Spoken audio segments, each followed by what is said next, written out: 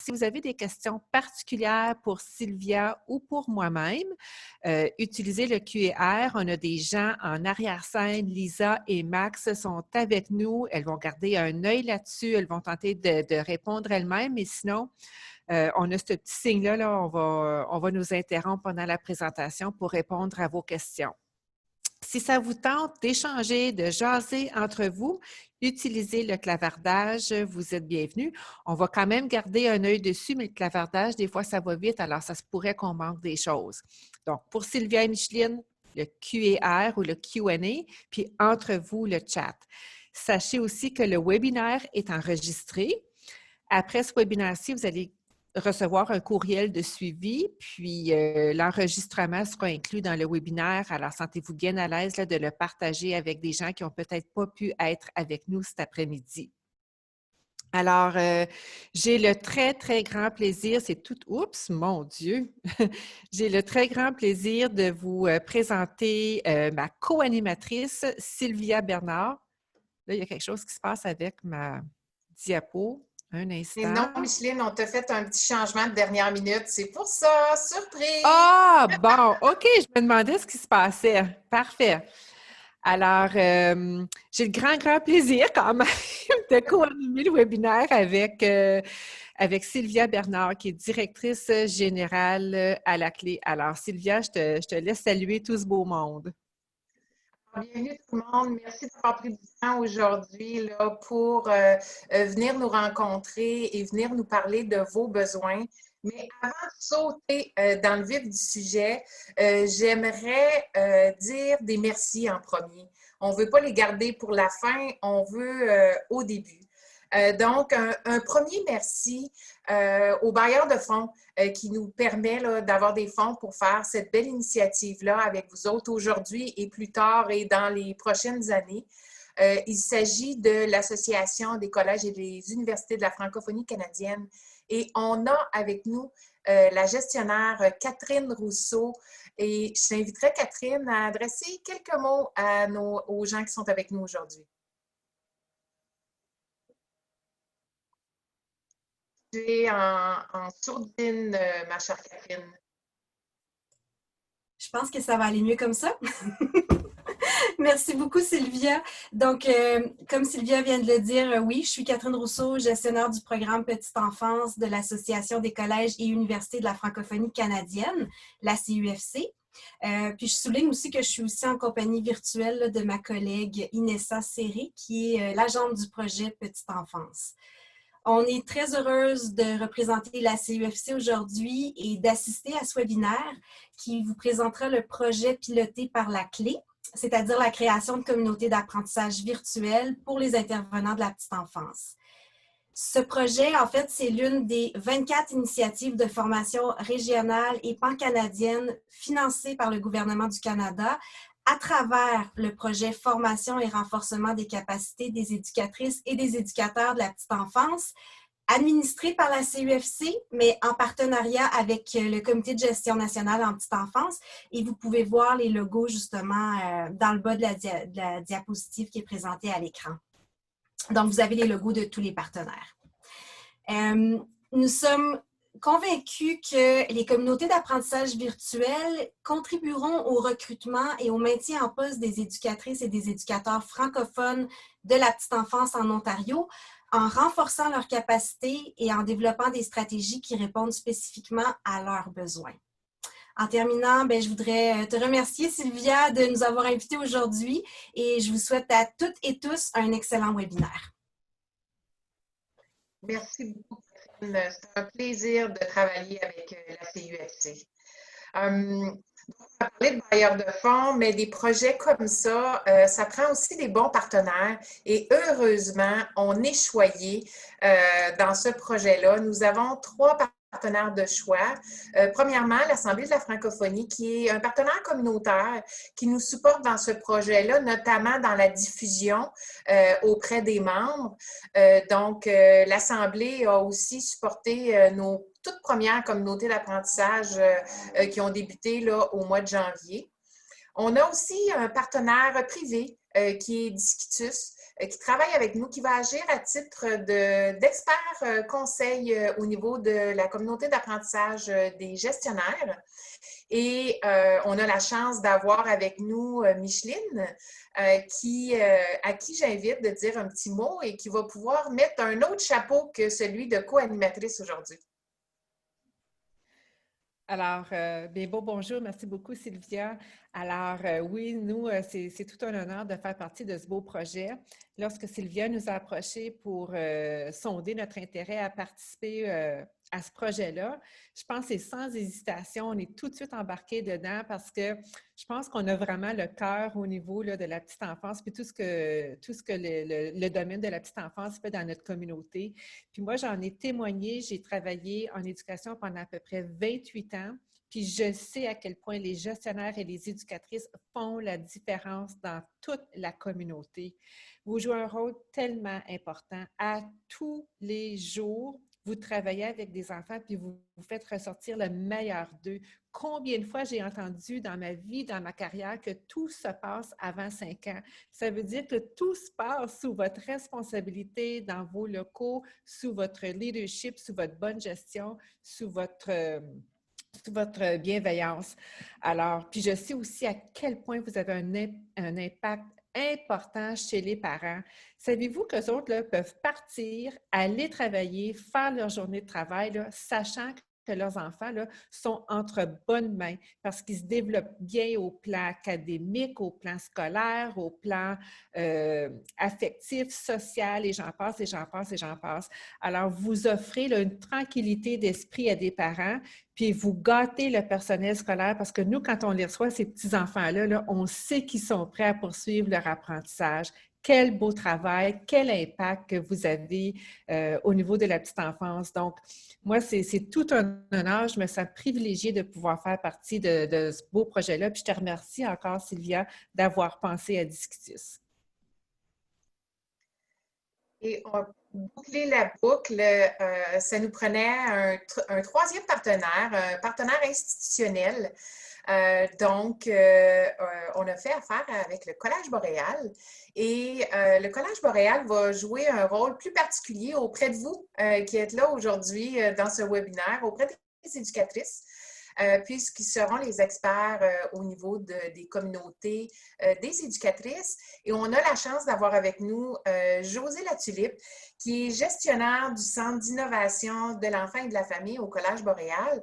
Alors, j'inviterai Josée à nous dire un petit mot.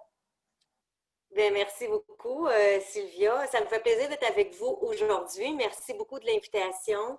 C'est sûr que moi, je suis nouvellement gestionnaire pour le Collège Boréal depuis juin dernier. Donc, votre région est toute une région à découvrir pour moi et ça, en grand, ça va me faire grandement plaisir de le faire. 35 ans de passion au niveau de la petite enfance et ça à tous les niveaux. J'étais vraiment contente du fait qu'on va avoir un partenariat avec la Clé de la Baie. Surtout au niveau de la formation, le renforcement des capacités des éducatrices et des éducateurs de la petite enfance. Merci, comme Micheline a dit, d'être là parce que vous faites la différence pour les enfants et c'est dans la qualité des services et dans notre engagement, dans notre bien-être et c'est des plateformes comme ça que Sylvia est prête à vous offrir. Donc, la proactivité au sein de votre équipe. Donc, merci de m'avoir invitée puis j'ai hâte qu'on commence ensemble. Merci beaucoup, Josée. C'est intéressant de voir, hein? On est quand même 3 femmes passionnées qui adorent la petite enfance. Donc, ça risque de faire de belles étincelles.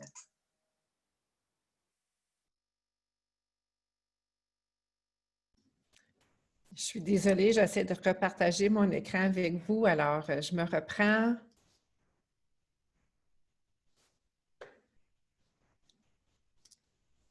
Excellent. Alors, on poursuit.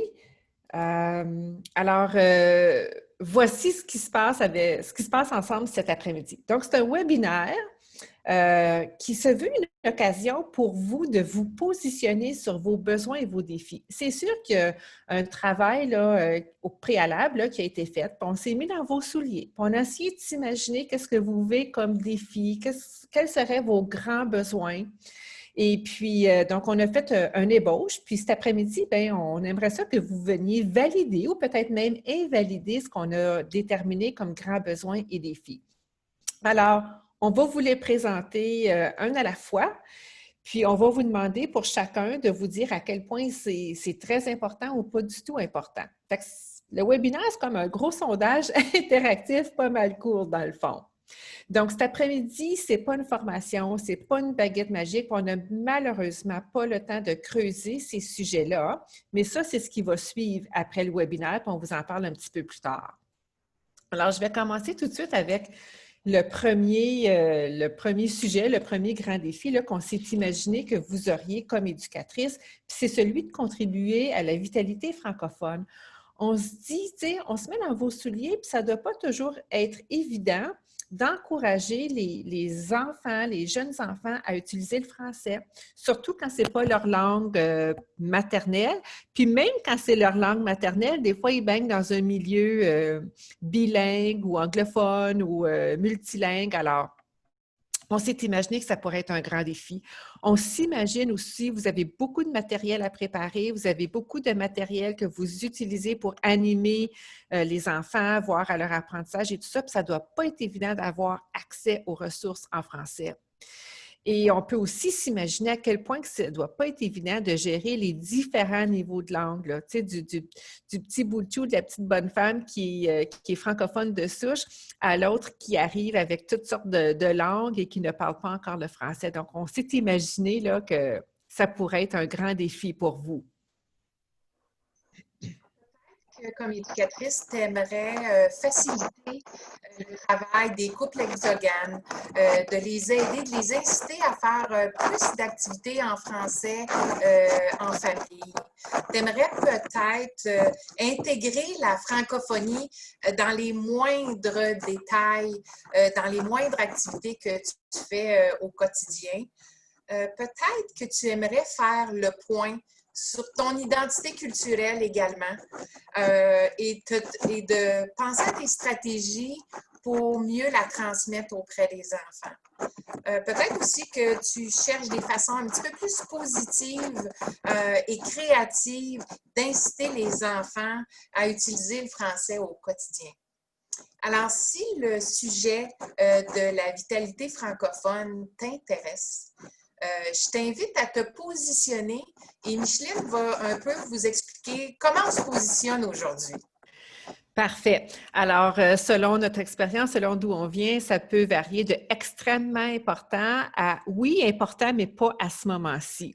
Alors, vous allez voir, là, le numéro 1, c'est la priorité la plus importante, la extrêmement importante. Puis ça veut dire là, que ce sujet-là, là, il vous empêche quasiment de dormir, il vous trotte toujours dans la tête.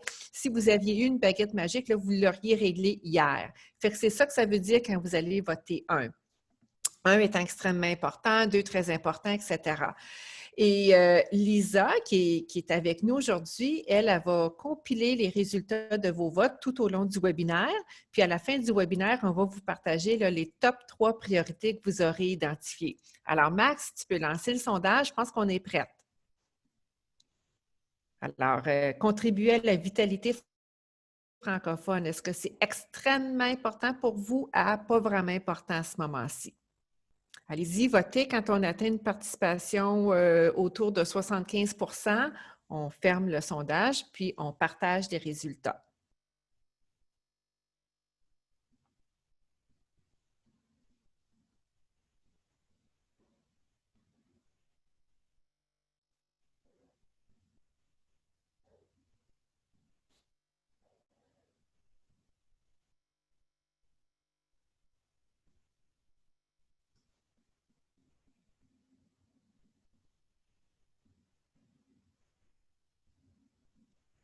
Alors, on peut voir là, que pour presque la moitié d'entre vous, là, vous considérez la vitalité francophone comme un sujet extrêmement important à discuter et à creuser. Alors, merci beaucoup pour votre vote. On continue.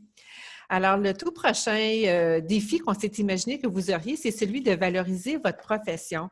J'en parlais un petit peu dans mon introduction. Alors, je pense qu'à l'interne, je pense que les gestionnaires, je pense que les parents reconnaissent à quel point vous avez un impact important dans le développement des enfants, dans leur réussite.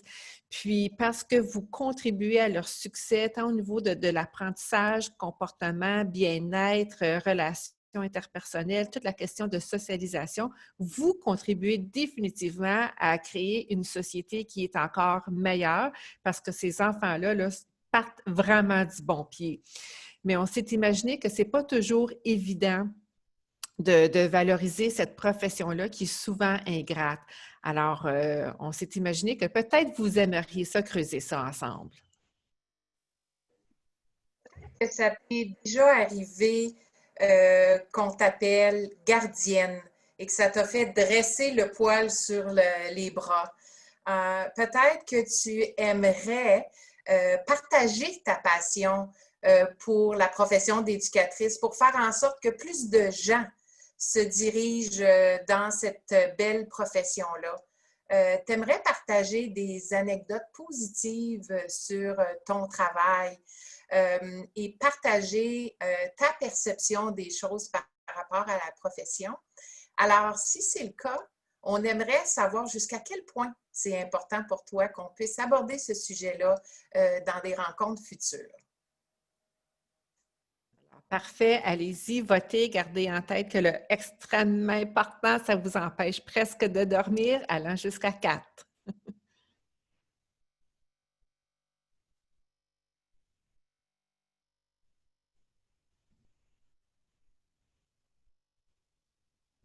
Excellent, les votes rentrent bien, continuez.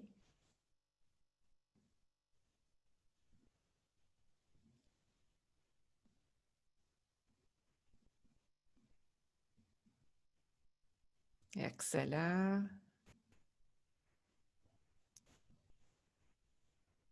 Excellent. Alors, on voit que c'est quand même un sujet qui est d'une extrême importance. Vous l'avez identifié à 60 %. Donc, on sait que Lisa là, tient compte de tous ces scores-là. Puis, on verra à la fin là, si ça fait partie du top 3. Alors, le prochain sujet qu'on s'est imaginé, c'était celui de se dire les vraies choses. Alors, tu sais, des fois, quand on se retrouve là, devant peut-être des situations où on se dit, oh, mon Dieu, tu sais, je suis surprise d'entendre ça, je suis surprise de voir ceci arriver. Qu'est-ce que je fais? Qu'est-ce que je dis? Comment je le dis? Alors, on s'est imaginé que quand on travaille avec des enfants, quand on a affaire avec des parents, des collègues, tout ça, que d'aborder des sujets difficiles doit être tout un défi. Alors, on se demandait si peut-être ça serait une thématique prioritaire. Puis, Micheline a dit, j'aimerais ça souhaiter la bienvenue. J'ai des gens dans le chat qui disent, je m'excuse, je suis en pause, je viens juste d'arriver et tout ça. Vous êtes les bienvenus et on comprend très bien votre situation. Ne vous en faites pas, les petits bouts que vous avez manqués. La vidéo du webinaire sera disponible là, et vous sera envoyée là, à la fin. Alors, concernant la thématique de se dire les vraies choses, vous avez peut-être envie, comme éducatrice, de vous sentir plus en confiance, plus en aplomb quand un parent vous confie certaines insatisfactions. Peut-être aussi que vous avez envie de trouver des stratégies pour être plus confortable quand vous avez à annoncer à un parent que vous avez des doutes par rapport au développement de son enfant ou que vous avez des soupçons qu'il y a peut-être des besoins particuliers. Vous voulez trouver les bons mots pour ne pas blesser le parent puis le mobiliser là, avec vous pour travailler avec l'enfant. Ou peut-être que ça vous est déjà arrivé d'avoir un désaccord pédagogique avec une collègue de travail, puis vous aimeriez trouver les bonnes façons de faire en sorte d'avoir une belle conversation constructive. Donc, on aimerait savoir à quel point ce sujet-là vous turlupine.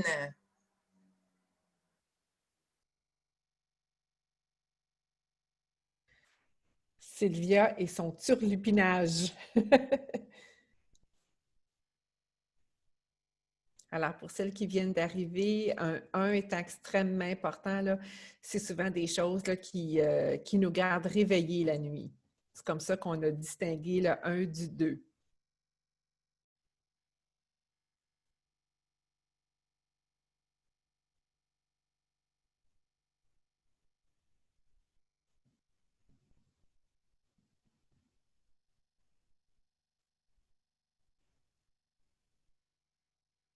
Alors, on voit bien, hein, c'est sûr, quand on travaille avec autant de personnes, petites et grandes, que c'est un sujet là, qui est considéré comme étant extrêmement important à 57%. Alors, on le note, on continue, on verra bien si ça va se retrouver dans les top 3. Alors, on s'est imaginé aussi comme éducatrice que ça ne doit pas être évident de trouver l'équilibre entre le travail et sa vie personnelle. Ce que vous faites à tous les jours, c'est un travail qui est tellement exigeant puis qui requiert toutes sortes de connaissances et de compétences variées parce que vous travaillez avec des êtres humains. C'est loin d'être un travail d'usine. Rien contre ça, mais tout ça pour dire là, que votre travail est très, très exigeant. Alors, on s'est dit, tu sais, dans le travail que vous faites, il y a des demandes qui arrivent de partout. Vous voulez faire la différence. Il y en a toujours à faire. Vous pourriez travailler 24/7, puis il y en aurait encore à faire. Alors, comment est-ce que vous arrivez à trouver le juste milieu? On s'est imaginé que de trouver l'équilibre, ça pouvait être un réel défi comme éducateur, éducatrice. Alors, peut-être que comme éducatrice, tu aimerais aborder ce sujet-là, trouver des stratégies justement pour penser à toi davantage dans le milieu, puis de trouver des stratégies pour faire en sorte que tu puisses répondre aux attentes de tes superviseurs, répondre aux demandes des parents, mais rester vraiment focusé sur les besoins des enfants sans toutefois t'oublier comme personne. Alors, si ce sujet-là te préoccupe et peut-être un petit peu plus intensément, parce que je pense que cette année, vous vivez une année vraiment particulière avec la pandémie. Donc, si tu as envie qu'on discute davantage de ce sujet, de t'aider à trouver l'équilibre dans ton travail très exigeant, alors on t'invite à nous partager jusqu'à quel point c'est important pour toi.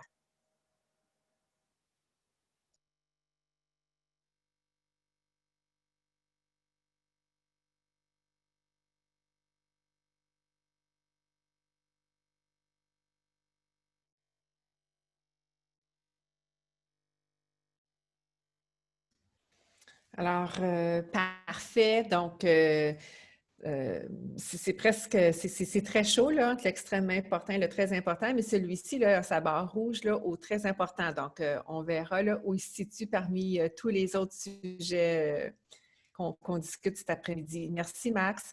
On poursuit. Le prochain, ben, il ne faut pas être surprise. C'est facile de s'imaginer à quel point que de vivre avec la pandémie peut s'avérer tout un défi pour vous. Il y a toute la question de respecter les exigences en termes de santé et sécurité. Donc, pour vous, oui, mais comment est-ce qu'on éduque des petits bouts de chou à respecter là, les mesures en place? Donc, comment est-ce qu'on les éduque pour se protéger? On sait très bien, puis ça c'est vrai dans plusieurs domaines, mais particulièrement dans le vôtre, que quand on applique pour un poste dans le domaine de la petite enfance, il y a souvent des autres tâches connexes ou des tâches supplémentaires. Et on sait très bien que la pandémie là, vous en a donné tout son lot. Vivre avec la pandémie, ça doit aussi supposer qu'il y a des défis au niveau de la santé mentale, de l'anxiété, comment est-ce qu'on gère les opinions différentes de tout le monde. Il y en a qui prennent ça extrêmement au sérieux. Il y en a d'autres qui sont un petit peu plus laxes. Il y a toutes sortes d'attitudes, il y a toutes sortes de valeurs, tant pour vous au niveau des adultes que des familles, d'autres membres du personnel, les enfants. Donc, ça ne doit pas toujours être évident là, de gérer la pandémie. D'ailleurs, il y a un ami à moi qui disait que gérer la pandémie dans le milieu éducatif et dans le milieu scolaire, c'est un petit peu comme pelleter de l'eau, là, ça change constamment. Il faut être constamment en train de s'adapter. Les conditions changent, les règles changent, les procédures changent, l'aménagement de la salle de classe est différent, il faut dépister des enfants. Et la liste est longue, là, on pourrait en parler longtemps. On peut très facilement s'imaginer que de vivre avec la pandémie pose un grand défi dans votre domaine. peut-être que comme éducatrice, tu aimerais justement mieux gérer l'anxiété, la tienne, peut-être celle des enfants, mais peut-être aussi celle des parents. Micheline nous disait, on a tous un degré d'anxiété différent face à la pandémie. Donc, peut-être qu'avec 8 parents à gérer, vous avez peut-être besoin de discuter de stratégie. Qu'est-ce qui se fait ailleurs? C'est quoi les bons coups de d'autres éducatrices? Peut-être que vous êtes à la recherche d'idées, d'activités pour éduquer les enfants aux gestes de protection et de barrières. Peut-être également, vous aimeriez discuter de façon innovante, de faire une programmation plus individualisée plutôt qu'en groupe à cause de la pandémie. Vous aimeriez ajouter dans votre baluchon des stratégies et des astuces pour vraiment mieux concilier le travail et la famille. Parce que si vous êtes un éducateur et une éducatrice et que vous êtes également parent, la pandémie vous touche probablement doublement. Parce que les petits nez qui coulent, je dois rester à la maison, etc. Donc, peut-être que vous avez envie de discuter un peu plus de la conciliation là, famille et travail. Tout ça dans le but de garder le focus auprès des enfants et de garder le plaisir malgré tout ça. Parce que quand je regarde la photo qu'on vous a mis tout l'attirail, je me demande comment on trouve le plaisir dans le quotidien de travailler avec les enfants. Alors, on aimerait savoir à quel point ce sujet-là vous intéresse.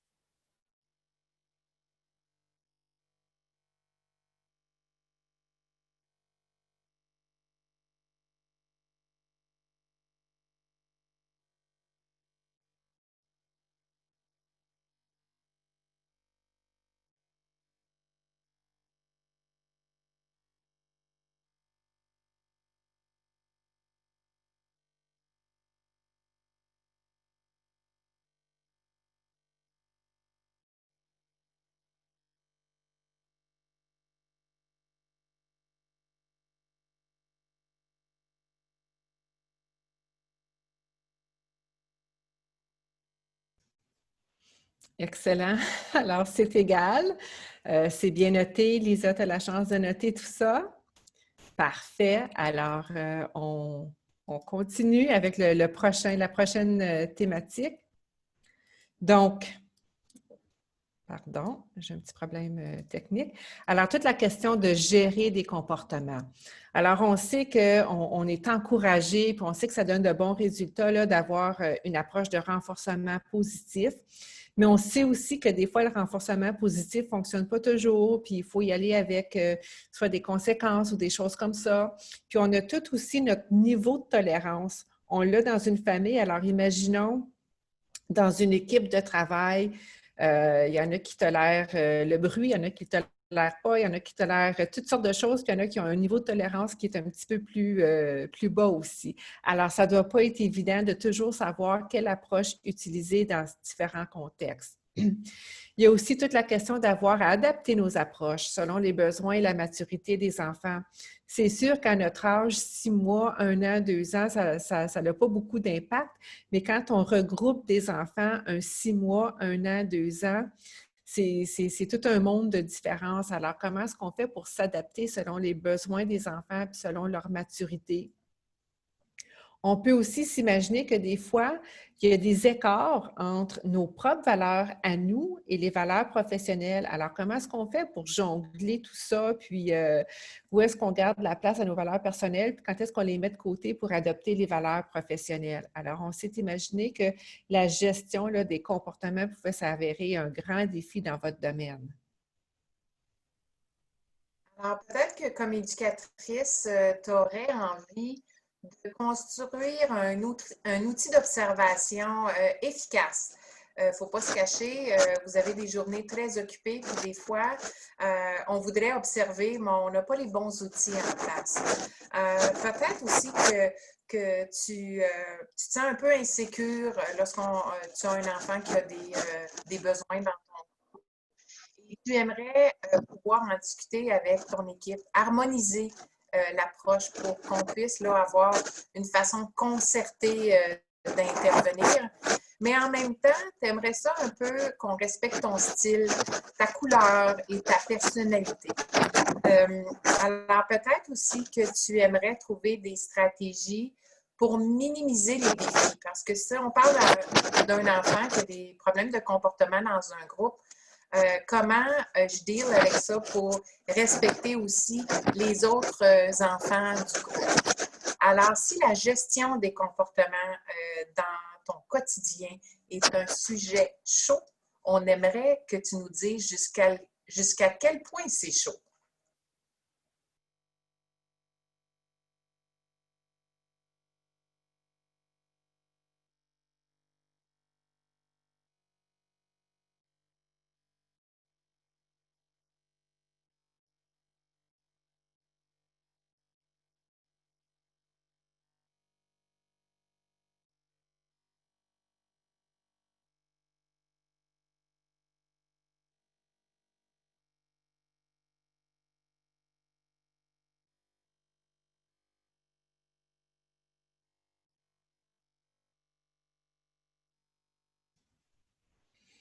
Excellent. Plus de la moitié d'entre vous jugez que c'est un sujet qui est extrêmement chaud ou important. Alors, c'est bien noté. On en tient compte dans nos résultats pour déterminer le top 3. On poursuit avec le prochain. C'est facile de s'imaginer que ça pourrait être un grand défi de savoir comment est-ce que je m'assure d'inclure un enfant qui a des besoins particuliers dans mon groupe. Alors, on s'est imaginé que d'avoir accès à des ressources, que ce soit des ressources humaines, des ressources matérielles ou autres ressources, ça ne doit pas toujours être évident pour nous outiller, pour développer nos capacités à inclure des enfants qui présentent des défis. On peut aussi s'imaginer que le travail d'équipe peut s'avérer un défi. Ce l'est déjà entre parents, hein? Alors, on peut imaginer aussi que quand on travaille en équipe et qu'on est responsable de mêmes enfants ou d'un même enfant qui a des besoins particuliers, que ça exige une collaboration d'encore de très haut niveau, puis une communication qui est régulière, qui est continue, qui est efficace, qui est ouverte, qui est franche. Quand on se partage un enfant avec des besoins ou quelques enfants avec des besoins, c'est donc important qu'on sache exactement qui fait quoi, qui est responsable de quoi, pour quand, comment, tout ça. Fait qu'on pouvait s'imaginer que tout ce travail d'équipe-là, en termes de collaboration et de communication, là, pourrait être un bon défi. Et aussi, étant donné qu'on travaille avec des enfants, on s'est imaginé que d'éduquer les autres enfants par rapport aux différences, puis de s'assurer que ces différences-là sont respectées et même valorisées, que ça pouvait aussi s'avérer un défi dans votre domaine. Alors, on vous parlait tantôt d'enfants ayant des problèmes de comportement. Là, on vous parle vraiment de besoins particuliers. Alors, peut-être que tu aimerais discuter avec d'autres de comment tu te sens lorsqu'on t'annonce l'intégration d'un enfant qui a des besoins très spécifiques. Tu aimerais aussi intégrer dans ton quotidien des activités de sensibilisation avec les autres enfants pour s'assurer que les autres comprennent bien la différence de cet enfant-là. Tu aimerais peut-être parler de stratégies gagnantes pour intégrer un enfant avec d'autres éducatrices qui en ont peut-être déjà intégré dans le passé. Donc, on aimerait savoir jusqu'à quel point ce sujet-là est important pour toi.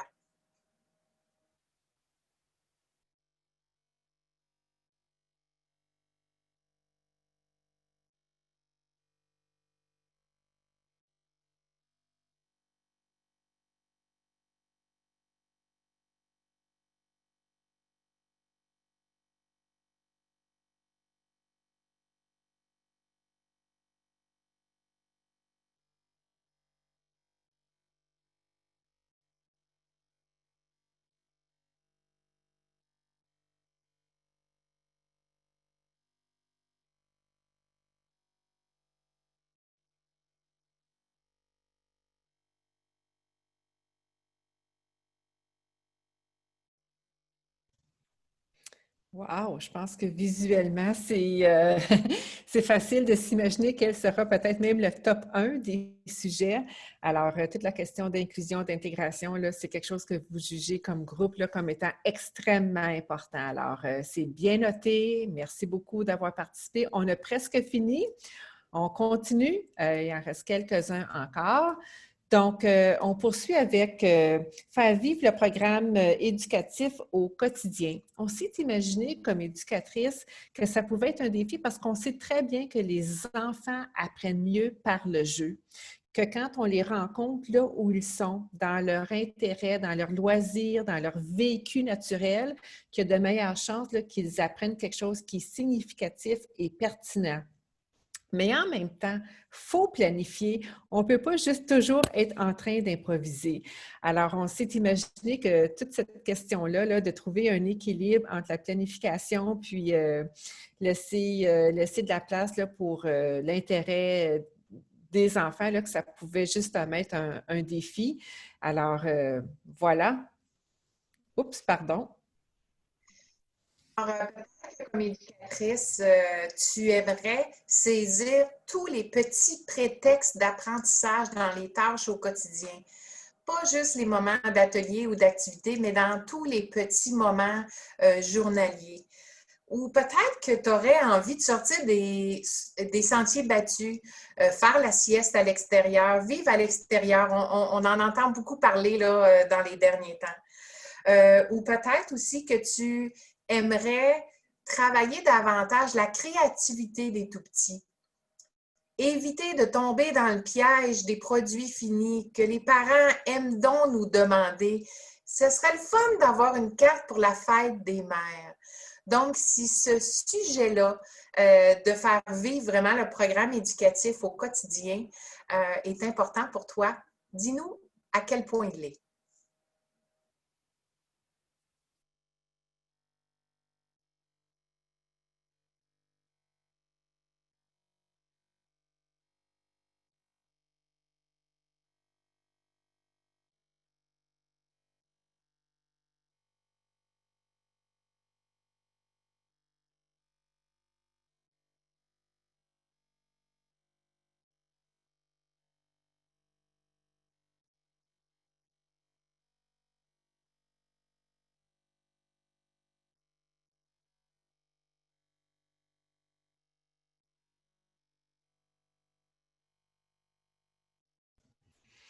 Excellent. Alors, une autre thématique jugée là, extrêmement importante là, par la grande majorité d'entre vous. Alors, c'est bien noté, merci. On continue. Euh, on poursuit avec le prochain. Donc, celui-là, tu sais, il semble peut-être un petit peu drôle, là, répéter et être patient ou patiente. Fait qu'ici, on fait surtout appel à des défis en termes peut-être d'habileté ou de compétences. Si je vous demandais avec quel message important avez-vous grandi, c'est quoi le message qu'on vous a répété constamment quand vous étiez jeune?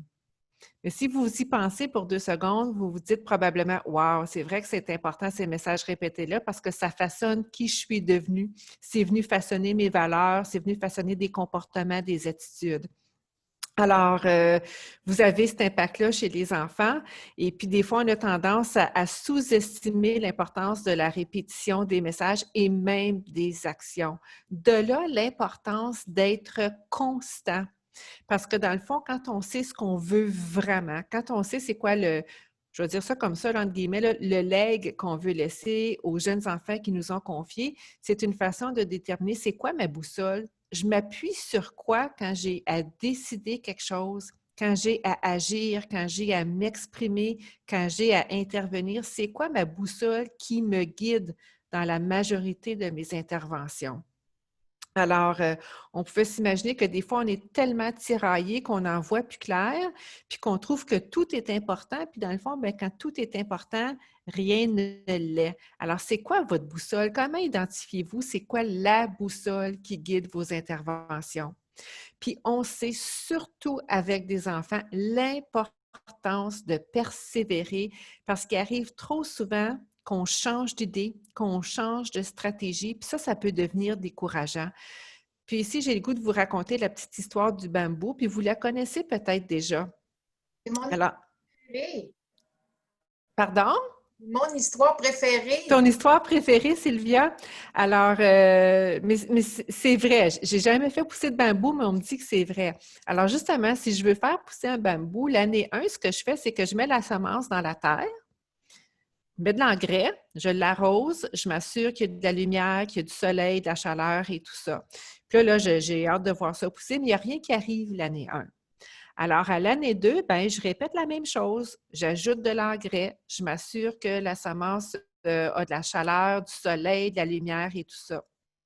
Au bout de l'année 2, il n'y a vraiment rien qui se passe. Alors là, tu sais, probablement que je me questionne puis que je me dis, bien, je devrais changer de stratégie. Il n'y a rien qui se passe encore.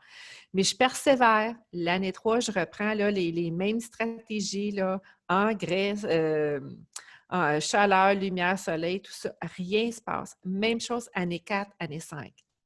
On arrive à la 6e année, le bambou pousse comme de 86 pieds, là, quelque chose d'incroyable.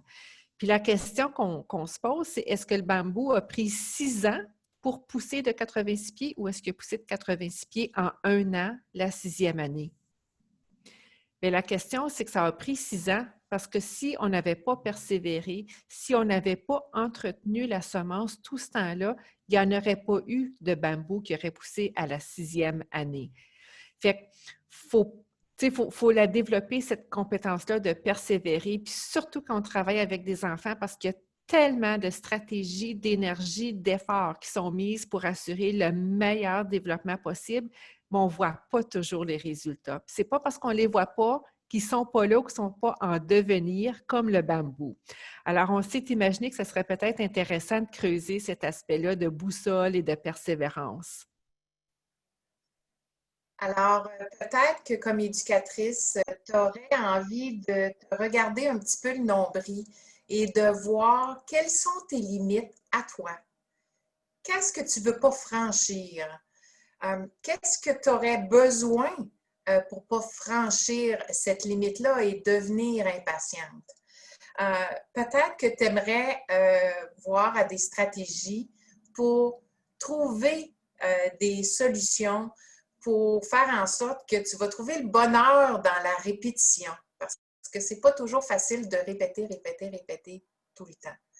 Alors, on aimerait savoir comment tu te positionnes par rapport à la patience, au fait de répéter toute la journée. As-tu besoin qu'on approfondisse ce sujet-là plus tard?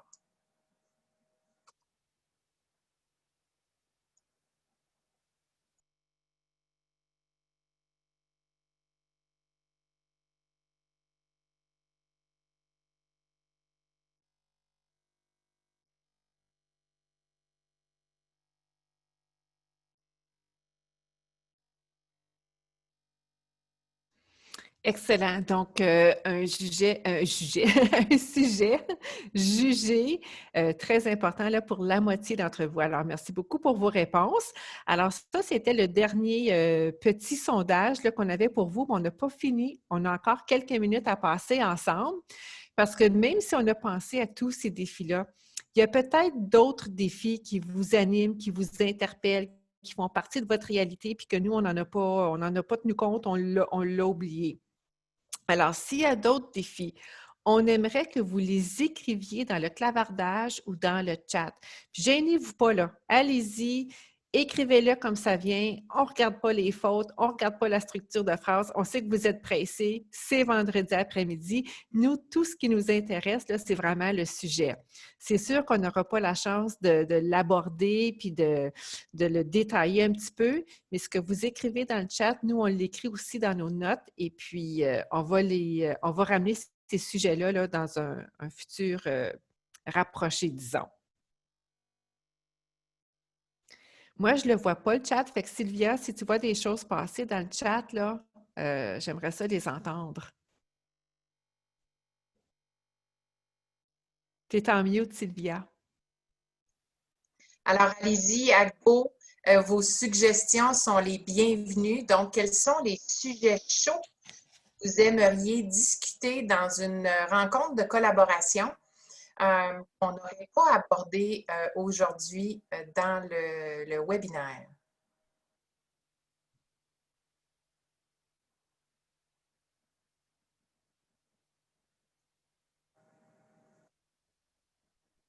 On n'a sûrement pas fait le tour de tous les sujets. Il y en a peut-être un qui vous intéresse. N'hésitez pas à nous le partager. Je pense qu'on a vu hier dans le clavardage qu'il y avait toute la question de l'intégration de la technologie. Puis on a aussi parlé d'intégration puis d'inclusion ou du respect. Je ne me souviens plus comment est-ce on en avait mentionné, mais toute la question de diversité culturelle aussi. Peut-être que ça vous touche, vous aussi, ça touchait certaines personnes hier. Bien, il y a des gens qui nous font des suggestions. Olivia tient à nous dire qu'on a couvert de bien beaux sujets. On a aussi Céline qui nous parle de l'accompagnement à la parentalité et la violence douce. Deux autres sujets là, qui sont suggérés par Céline. OK, excellent, excellent. Alors, continuez. Il y en a peut-être qui vont vous venir là, dans les prochaines minutes. Il n'est jamais trop tard. Nous, on va quand même continuer. On vous remercie là, pour vos réponses puis vos suggestions.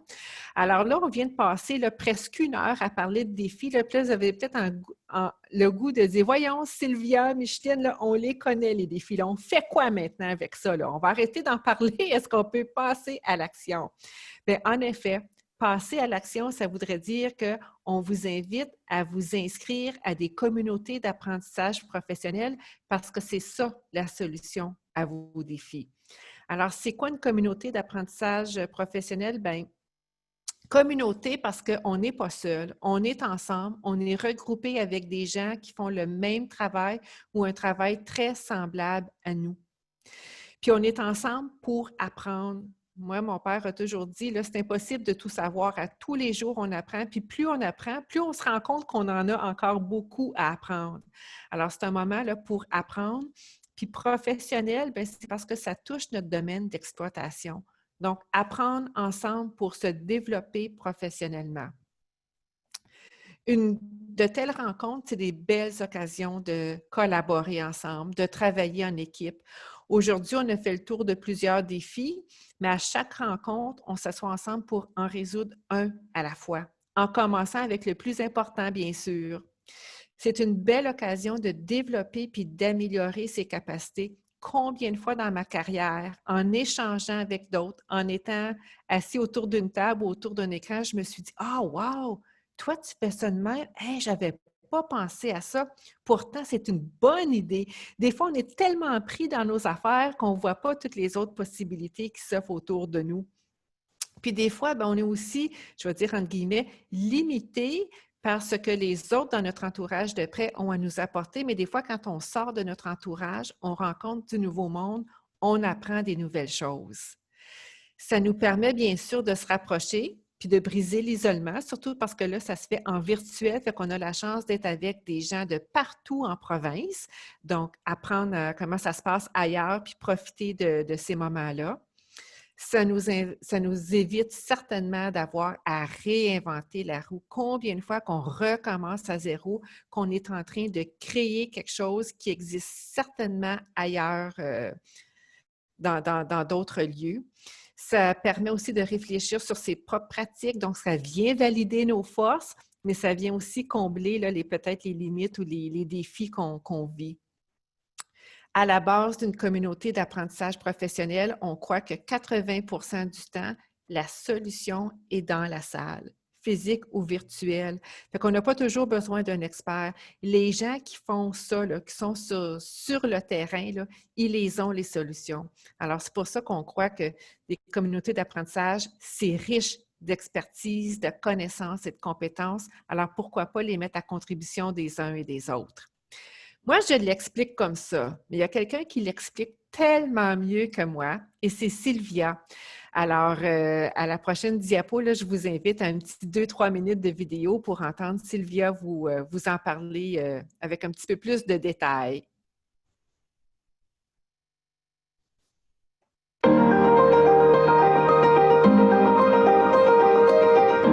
Bonjour, mon nom est Sylvia Bernard et je suis la directrice générale de la Clé, mais aussi une éducatrice dans le cœur et dans l'âme. Et je m'adresse à toi, éducatrice d'un centre de la petite enfance, d'une garderie ou d'un service éducatif. Toi qui travailles fort jour après jour pour le bien-être et le développement de nos tout-petits, je t'invite à te joindre à une communauté d'apprentissage professionnelle, une CAP spécialement conçue pour toi pour répondre à tes besoins du moment. Tu te demandes peut-être qu'est-ce que c'est qu'une communauté d'apprentissage professionnel? En fait, c'est une rencontre virtuelle où les gens se réunissent pour discuter de leurs défis, de réfléchir sur des solutions et surtout de se mettre en action pour créer ensemble des outils pour les solutionner. En fait, une CAP, c'est un réseau d'entraide naturelle qui nous permet d'avancer des dossiers spécifiques. C'est aussi un endroit pour échanger, réfléchir et parfois même se remettre en question. C'est un endroit pour partager des ressources, mais aussi aller en chercher. Mais c'est surtout un moment privilégié pour construire ensemble des outils qui répondent spécifiquement à nos besoins actuels. Alors, une CAP, c'est ça. Laisse-moi te donner un exemple concret d'un défi qui pourrait être discuté lors d'une rencontre de CAP. Tu aimerais peut-être discuter de stratégies pour valoriser l'utilisation du français par les enfants dans ton milieu de garde. Lors de la communauté d'apprentissage, tu pourrais échanger avec d'autres collègues sur ce défi, découvrir les bons coups qui ont été mis en place dans d'autres milieux de garde, d'apprendre aussi les notions de base sur le développement du langage dans un contexte de bilinguisme et surtout de développer des nouvelles habiletés et peut-être des activités là, pour favoriser le développement du langage là, chez les enfants. Alors, tout ça, c'est possible dans une communauté d'apprentissage parce que tes besoins sont au cœur de chacune des communautés. Une communauté d'apprentissage professionnel, c'est toi, c'est moi, c'est nous. C'est donner, c'est recevoir, c'est partager et c'est construire ensemble. Alors attends plus et joins-toi à une communauté d'apprentissage professionnel.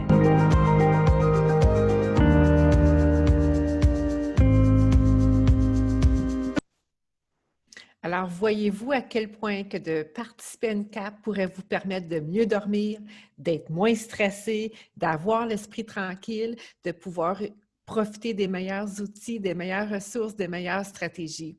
Alors moi, je me souviens, ma première expérience de CAP, j'avais hésité à m'impliquer parce que je me suis dit, oh mon Dieu, tu sais, je vais être entourée de gens là, qui sont tellement meilleurs que moi. Mais savez-vous quoi? J'ai vite remarqué là, qu'on est pas mal tous dans le même bateau. Il y a des défis que j'ai que d'autres n'ont pas et vice-versa. Il y a des défis que mes collègues ont puis que moi, je n'ai pas. Alors, quand Sylvia, dans sa vidéo, elle dit c'est donner, recevoir, oui, des fois, c'est moi qui vais recevoir, puis oui, des fois, c'est moi qui vais donner aussi. Alors, comme on vous disait, pendant tout le sondage, vous avez complété, pendant le webinaire, vous avez complété des quiz, des petits sondages, et puis pendant la vidéo, Lisa a préparé là, les top 3.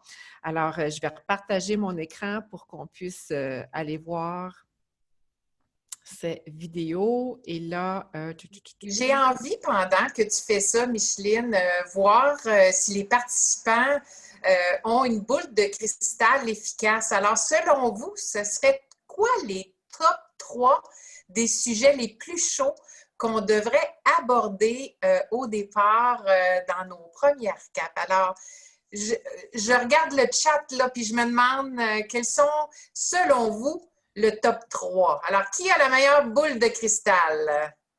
Est-ce que c'est Suzelle? Est-ce que c'est Ashley? Alors, dites-moi, selon vous, quels sont le top 3 sujets? Un petit roulement de tambour, là, s'il vous plaît. Oui, c'est vrai que c'était chaud. Alors, allons voir. Taram, tam, tam. Donc, les résultats à vos plus grands défis, plus grands besoins identifiés par vous sont en 3e place. Qu'est-ce qu'on a en 3e? Ah, non, ça n'a pas fonctionné. Hey. Alors, Lisa, si tu es avec nous, là, je vais arrêter le partage d'écran, puis je vais te demander là, de nous dire ça, de nous livrer ça là, de vive voix. Pendant ce temps-là, on a autant qui pensent que ce serait la valorisation de la profession qui serait au top. Ah, c'était chaud. C'était vraiment chaud entre tous les sujets. Donc, numéro 3, le tambour. Dire les vraies choses. Numéro 2, valoriser la profession. Ah, Odette, t'étais pas loin. Numéro 1, inclure un enfant avec des besoins particuliers. C'était le 77%. Excellent. Merci, Max, là, du partage d'écran. Alors, excellent. Donc, voilà, ça risque d'être les premières thématiques de nos prochaines rencontres. Alors, donc, c'est ça. On vous invite à vous inscrire aux CAP qui sont destinés spécifiquement pour vous, éducateurs et éducatrices. C'est simple. Vous avez juste à aller vous inscrire là, sur Digibo. Vous avez l'adresse devant vous. Max l'a sûrement déjà mis dans le clavardage.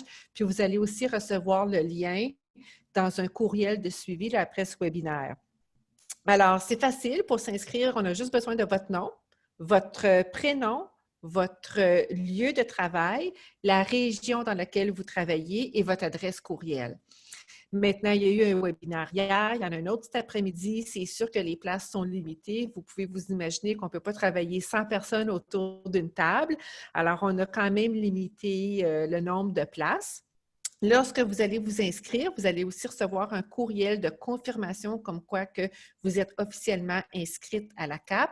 Et si jamais les places sont déjà toutes prises, le courriel de confirmation va aussi vous l'indiquer que la billetterie est fermée. Puis je dis billetterie entre guillemets parce que, bien sûr, ces CAP-là sont gratuites. Il n'y a aucun frais d'inscription, il n'y a aucun frais de participation par la suite. Si jamais vous avez un problème avec l'inscription, vous êtes invité à communiquer avec Sylvia à l'adresse suivante, donc cap@lacle.ca. Sylvia, as-tu quelque chose à ajouter? Peut-être qu'il y en a qui vont se demander, bon, on parlait de places limitées. En fait, on a 50 places pour les CAP. Ce seraient des CAP d'environ une dizaine d'éducatrices. Donc, ce sont des petits groupes pour favoriser les échanges. Peut-être qu'il y en a qui vont se demander l'horaire des CAP. L'horaire, on va le construire en fonction de vos besoins également. Donc, il pourrait en avoir de jour, de soir. Donc, à partir du moment où les gens vont s'être inscrits, on va communiquer avec vous pour déterminer l'horaire, la fréquence et tout ça. Excellent, merci. S'il y a d'autres questions, n'hésitez pas à utiliser le Q&A. Vous pouvez également écrire à cap@laclé.ca. Sylvia va définitivement pouvoir vous répondre. Puis comme je disais, vous allez recevoir un courriel de suivi là, suite à ce webinaire, donc soit cet après-midi ou dès lundi matin. Il y aura le lien d'inscription dans le courriel de suivi. Partagez le courriel de suivi avec des amis éducateurs et éducatrices là, qui pourraient être intéressés à participer au CAP, même s'ils n'ont pas visionné le webinaire de cet après-midi. Il y a une question qui m'a été adressée hier et puis je vais la partager avec les gens. Les gens me disent, est-ce que je suis obligée d'être une éducatrice formée pour participer au CAP? Non, les CAP sont ouverts à tout le monde qui travaille dans un milieu éducatif actuellement. Donc, tu peux avoir l'intention de te diriger vers la profession. Tu peux être actuellement en cours de formation ou avoir déjà ta formation. C'est ouvert à tout le monde. Excellent. S'il n'y a pas d'autres questions, aussi que vous avez une journée bien remplie, bien chargée, gardez l'œil ouvert pour notre courriel de suivi. Passez un bon vendredi après-midi, une très belle fin de semaine. On a vraiment hâte de voir votre inscription arriver dans notre boîte aux lettres. Merci d'avoir été là. Merci tout le monde. Max, tu nous fais jouer de la musique pendant que les gens quittent notre webinaire. Question de s'amuser un petit peu ce vendredi après-midi. Et se mettre dans l'ambiance de la fin de semaine.